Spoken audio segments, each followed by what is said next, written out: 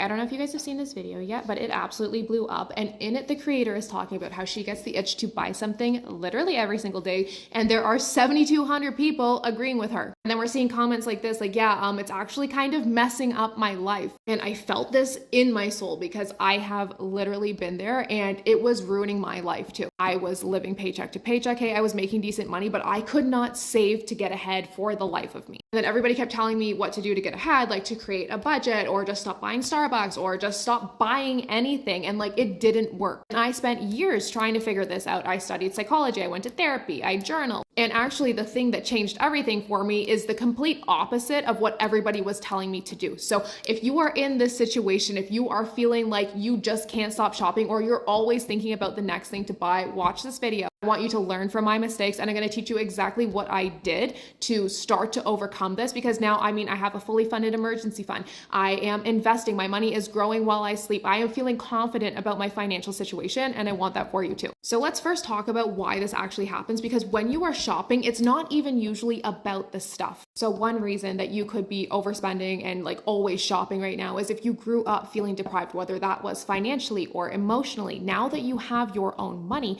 you are trying to make up for that. You are subconsciously trying to overcome all the times that you heard, we can't afford that. It could be that you are addicted to the dopamine that shopping provides you. If you are trying to fulfill some sort of internal emotion, maybe you are bored, maybe you are anxious, maybe you're feeling out of control in other areas of your life. When you buy something, your brain releases a feel-good chemical called dopamine, and you could be using those purchases to fill that emotional void. Another really big one is aspirational spending. Okay, we are all spending so much time on social media, looking at the highlight reels of everyone else's lives, and a lot of times we are feeling inadequate even if we don't say it out loud. So we buy the new thing not because we actually want the thing, but because we believe that when we buy the thing, we will become a new version of ourselves. This next purchase will mean that our life finally falls into place. We finally become the person that we want everyone to see us as, whether that's more successful, more beautiful, more popular, more wanted. And the kicker is that the advice that everyone gives you, which is to just budget, to just restrict yourself, isn't going to work because a budget is not addressing the root cause of the problem. You're not overspending because you can't do math. You can do simple addition and subtraction. A budget is a band-aid. A budget is a bad diet. If you are like, hey, Nicole, I want to get healthy. I want to lose some weight. So I'm going to eat only broccoli for the next 3 months. Would you lose weight? Sure. Would it be sustainable? Like, would you be able to continue eating only broccoli for the rest of your life? No. At the end of the 3 months of only eating broccoli, if you were even able to make it 3 months, would you totally binge on everything else because you've been restricting yourself? Yes. Would you probably gain back all of the weight that you lost? Yes. Restriction is never sustainable, okay?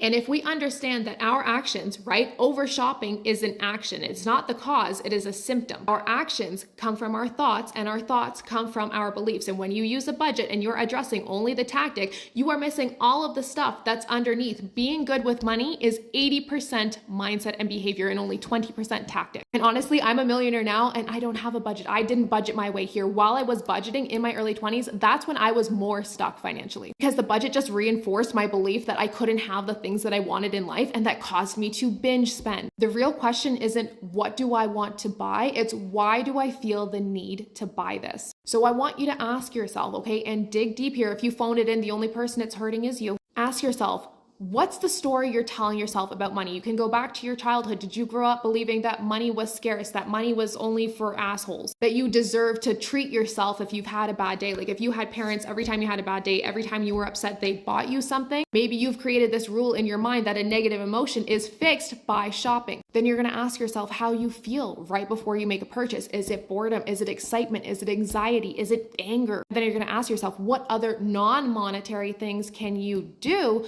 to fulfill that emotion? Because remember, a lot of times we are over shopping. We have the shopping problem because we are trying to fill an emotional void. And until you come up with other ways to fulfill that, you're going to keep going right back into the same cycle. Now, if this resonated with you, this is exactly what I teach my students in my coaching program. Like, yes, I go through the $1 million tactic, like how to invest and the best accounts to use and how to pay off your debt and save the most money, how to negotiate your pay. But I also go through the psychology behind why you're doing what you're doing so that when you learn all of the tactic, it can actually work for you. It won't matter if you know how to invest if you can never save any money because you are always overspending because you haven't healed whatever's inside of you. This is also why I have a therapist on staff to help my students work through these things as well. Yeah, in a financial coaching program, it's kind of crazy, right? That's why this is so life-changing. If you're ready to start your journey, if you want to learn more, check out my website. You can have a different life. It just starts with you changing something. You have to do something different to get something different.